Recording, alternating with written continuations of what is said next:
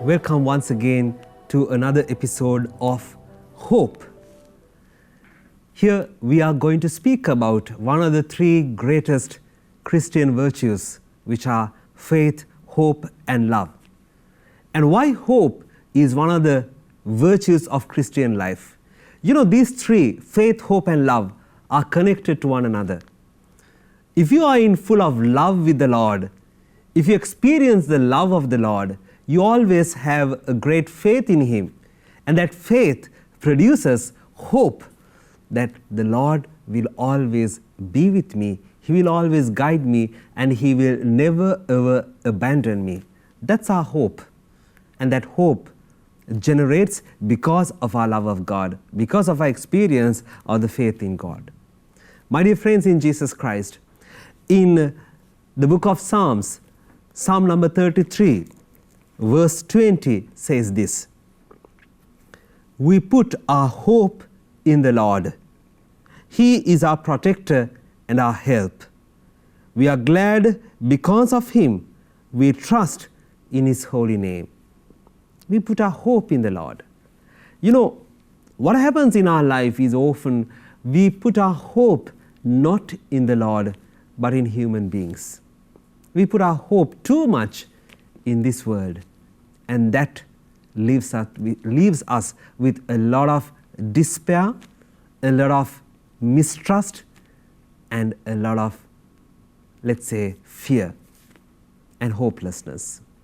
Sometimes in life I have met people who have put a lot of trust and hope in people, in friends, and at the end they become very full of despair and hopelessness due to that excessive hope they have put on the people of this world.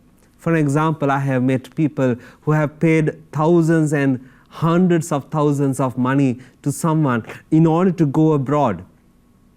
And sometimes they lost both the money and that friendship.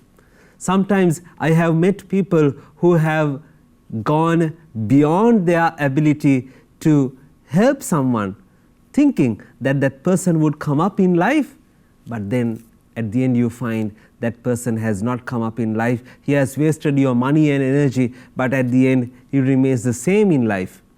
So that's your story, that's my story. The more you have trust and hope in the people of this world, you become more and more hopeless, and a lot of fear, a lot of sadness creep into your life. And that is not the hope in the Lord does for you.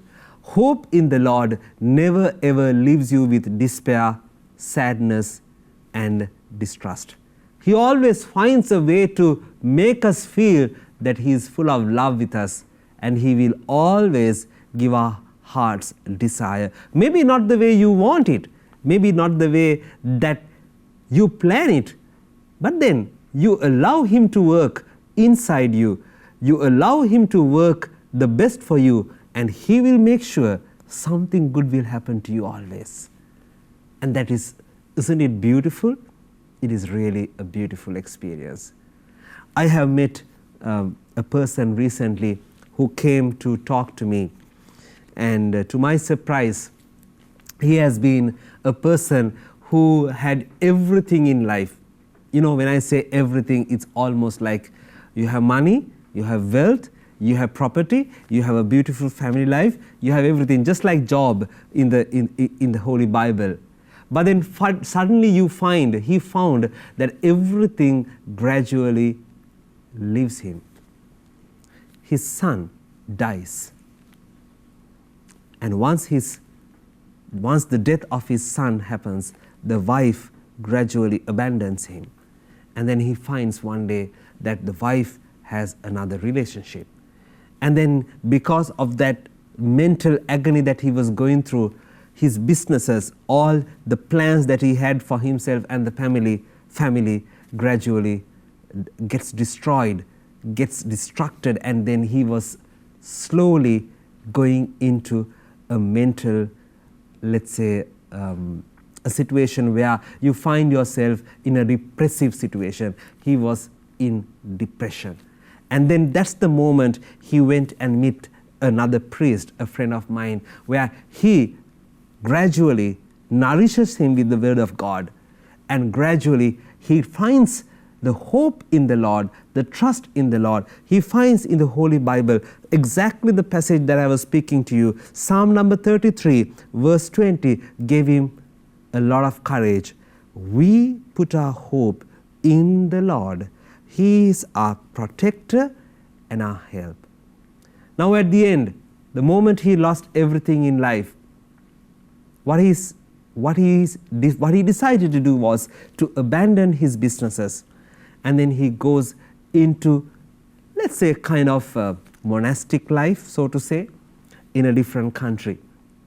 He went in search of God's power, God's love, where in this monastery he found a lot of serenity, a lot of calmness gets into him, and then finally he finds hope in the Lord.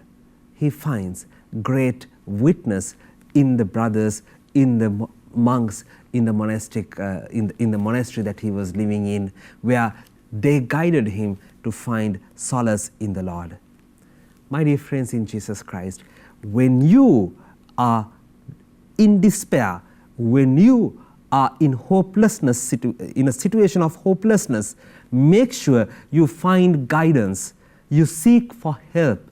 You go to someone and speak to him or her about your situation, about your problem, about your difficulties, because that's very important.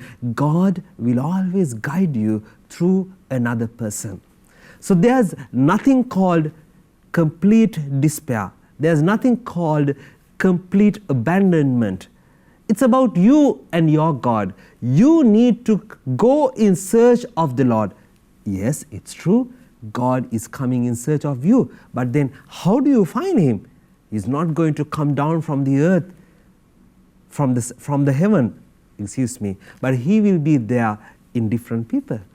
So you need to see God in others. Maybe there's someone somewhere who just comes to you in the most unexpected manner, in the most unexpected way, and comes and tells you a message of hope. Do you have the ears to listen to it? Do you have the ears to understand God's message through that person? And that's exactly why I am saying, my dear friends, God is not coming to you all of a sudden from heaven. He is not going to descend from heaven when you are in trouble.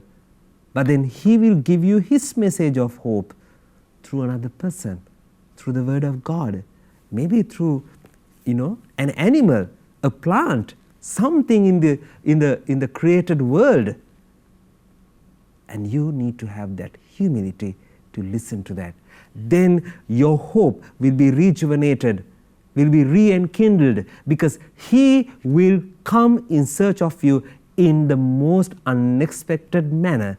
You just have to be ready to accept him.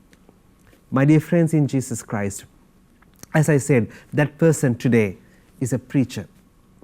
He's a preacher. He's preaching the word of God.